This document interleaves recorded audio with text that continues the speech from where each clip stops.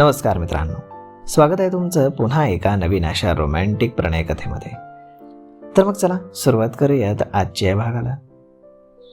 हर्षदा अगदी आनंदानं वेडी झाली होती. सलीलनं मॅच जिंकून दिली होती. एकतर क्रिकेट हा तिचा आवडता खेळ होता आणि त्यामध्ये सलील तिचा हिरो. याने शेवटच्या ओव्हरमध्ये षटकार मारून आपल्या संघाकडे विजयश्री खेचून आणला होता. कधी एकदा मी सलीलला भेटते असं तिला झालं होतं. त्या दिवशी सलीलच्या भोवती गराडा पडला होता. सर्व कॉलेजच्या विद्यार्थ्यांनी त्याला अगदी डोक्यावर उचलून घेतलं होतं. त्यामुळे तिला काही त्याला भेटता आलं नाही. त्या दिवशी तो फारच थकला होता. तो घरी गेला तेव्हा त्याच्या आईवडिलांना सलीलनं केलेला पराक्रम कळाला. त्यांना देखील फार आनंद झाला. पण उगाच सलीलला बोललो असं त्याच्या वडिलांना वाटायला लागलं. सलील गुणी मुलगा आहे. तो अभ्यासामध्ये नसला तर खेळामध्ये खूप मोठं नाव कमावेल असं वडिलांना वाटायला लागलं. एकूणच सलीलच्या आयुष्यामध्ये काहीतरी नवीन आणि सकारात्मक घडतंय असं त्याला वाटू लागलं. त्याचा फोन वाजत होता. त्याच्या लक्षात येताच त्यानं फोन घेतला. फोन हर्षदाचा होता. हॅलो, बोल हर्षदा. हार्दिक अभिनंदन सलील. थँक्यू. पण हर्षदा, काल मला भेटली नाहीस तू. अरे, काल तू कॉलेजचा हिरो होतास. सगळे तुझ्या प्रेमात होते. मग अशा गर्दीत तुला भेटणं योग्य वाटलं नाही. ओके, बरं आज कुठे आहेस? मी आता घरी आहे, पण सांग कुठे भेटायचं? कॉलेजमध्ये? नको. का रे? अरे, तिथं तुझे फॅन असतील आणि मग आपल्याला काही बोलता येणार नाही. बरं मग असं करूयात, समुद्राच्या बाजूला असलेला किल्ला आहे ना, तिकडे जाऊयात का? ते ठीक आहे. तिथे आपल्याला व्यवस्थित बोलता येईल. मी स्टेशनवर थांबतो, तू ये तिकडे. Yes boss. असं म्हणून तिनं फोन ठेवला. ती आता विचार करायला लागली. आज चांगली संधी आहे. आज आपण आपल्या भावना त्याच्या समोर व्यक्त करायला हव्यात. नाहीतर एखादी तरुणी त्याला पळवून घेऊन जाईल आणि आपण बसू हात जोडत. आता तिला असुरक्षितता वाटायला लागली होती. काळ्या किल्ल्यावरती ते दोघे आले. किल्ल्याच्या तीनही बाजूला अथांग समुद्र पसरला होता. दूरवर कोळीवाडा दिसत होता. समुद्रामध्ये लहान लहान लाकडी होड्या हेलकावे खात होत्या. ते दोघे किल्ल्याच्या वर उभे राहून सगळं निहाळत होते. किल्ल्यावरील कोपरे प्रेमी युगलांनी पकडून ठेवले होते. ते आपापल्या जगामध्ये गुंतले होते. बाह्य जगाचा आणि त्यांचा काही संबंध नव्हता. हर्षदा दूर कोळीवाड्याकडे पाहत म्हणाली, सलील, समोरचा कोळीवाडा पाहिल्यावरती तुझ्या मनात काय विचार येतो? सलील विचार करत म्हणाला, विशेष काही नाही, पण त्यांचं जगणं मला आवडतं. ते मला सुखी वाटतात. तो थांबला. पण तुला काय वाटतं? ती स्वप्नामध्ये शिरत म्हणाली, मला त्यांच्या जगण्यामध्ये काव्य दिसतं. किती छान राहतात ना ते. आणि ती होडी मला नेहमी आकर्षित करते. त्या होडीमध्ये माझ्यासोबत कोणीतरी हवं आहे. तो झटकन तिच्याकडे पाहत म्हणाला, कोण आहे तो नशीबवान? तिने त्याची गंमत करायचं ठरवलं होतं. मी तुला सांगायलाच हवं का? तो काहीसा नाराज झाला. नाही सांगितलं तरी चालेल, मी आपलं सहज विचारलं. तिनं त्याचा चेहरा निहाळला. नाराज झालास? अरे, मी गंमत करत होते तुझी. आणि खरं सांगू का सलील, मला माझ्यासोबत होडीमध्ये तूच हवा आहेस. सलील, मी नेहमी एक स्वप्न पाहते. दूरवर समुद्रामध्ये एक होडी, चहूबाजूने पाणी. त्या होडीमध्ये मी आहे आणि माझ्यासोबत तू आहेस. मग मला कशाचीही भीती वाटत नाही. त्यानं तिला स्वप्नातून जागा केलं. हर्षदा, अगं कुठे स्वप्नात हरवतेस लगेच? सलील म्हणाला, मला ते सत्यात पाहायचंय. असं म्हणून ती त्याला खेटली. तो शांत उभा होता. तिचा स्पर्श त्याला आवडला होता. त्यामुळे तो काहीच बोलला नाही. मग ती त्याच्या जास्तच जवळ सरकत गेली. आता तिलाही काही भान राहिलं नव्हतं. तिच्या सभोवताली बसलेली प्रेमी युगुलं एकमेकांच्या मिठीमध्ये विरघळून गेली होती. त्याचा प्रभाव त्यांच्यावर होत होता. त्यानं तिला जवळ उठलं आणि तिच्या ओठांवरती आपले ओठ टेकवले. ती त्याच्या मिठीमध्ये विरघळून जाऊ लागली. आता त्याला मॅडमची आठवण येत नव्हती. हर्षदाची उबदार मिठी त्याला हवीशी वाटू लागली होती. या सुखामध्ये फक्त वासना नव्हती, तर एक वेगळंच समाधान त्याला लाभत होतं. मॅडम सोबत जे होतं ते फक्त आकर्षण आणि वासना होती. इथे त्याला त्यापेक्षा काहीतरी वेगळं जाणवत होतं. तसंच ते कितीतरी वेळ एकमेकांच्या मिठीमध्ये होते. आता ते जास्त काही बोलत नव्हते. ती फक्त शेवटी एवढंच म्हणाली, निघूयात का?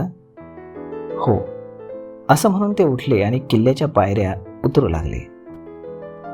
इकडे दुसऱ्या दिवशी सलील आणि त्याचा मित्र परेश बारमध्ये बसले होते. वातावरण मंद धुंद होतं. हळूवार संगीत वाजत होतं. परेश, तुझं कुठपर्यंत आलंय? सलीलने विचारलं. यावर परेश हसला. माझं सगळं झालंय. आता ब्रेकअप कधी होईल याचीच वाट पाहतोय. म्हणजे आता स्मिताचा कंटाळा आलाय. कोणीतरी नवीन हॉट पोरगी पाहिजे असं वाटायला लागले. पण हे बरोबर नाही परेश. त्यावर परेश खळखळून हसला. हे कोण सांगतंय मला, जो ऑलरेडी 2 तरुणींसोबत आपलं प्रेम प्रकरण करतोय? तू कोणाबद्दल बोलतोयस? तुझ्याबद्दल आणि आणखी दुसरं कोण? माझ्याबद्दल तुला काय माहिती आहे? परेश हसून म्हणाला, मीच काय तुझ्याबद्दल आता पूर्ण कॉलेजला माहिती आहे. पण काही म्हणा, तू नशीबवान आहेस मित्रा. अरे, एकीकडे मॅडम आणि दुसरीकडे हर्षाली, दोघी तुझ्या प्रेमामध्ये आहेत. सलीलला परेशचं बोलणं आवडलं नाही. तितक्यात वेटर बिअरच्या 2 बॉटल घेऊन आला. ग्लास आणि बॉटल त्यानं दोघांसमोर ठेवले. ग्लासामध्ये बिअर ओतत सलील बोलायला लागला, तुम्ही समजता तसं काही नाही रे. मॅडमसोबत माझं शुद्ध शिक्षिका आणि विद्यार्थी असं नातं आहे. बरं, ते ठीक आहे. मग हर्षालीबद्दल काय? ती माझी चांगली मैत्रीण आहे.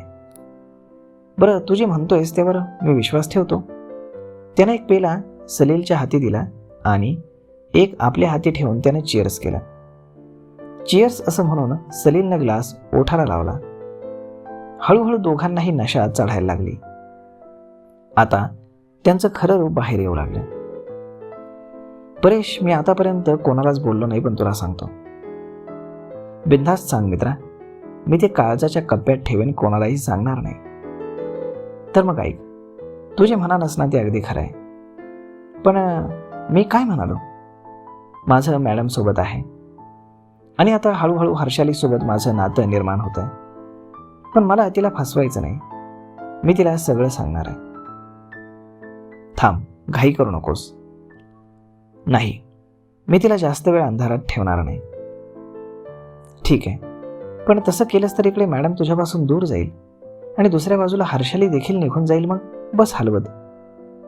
यावरती सलील गप्प राहिला. तो म्हणाला, परेश, मी मोठ्या संकटात आहे असं मला वाटतं.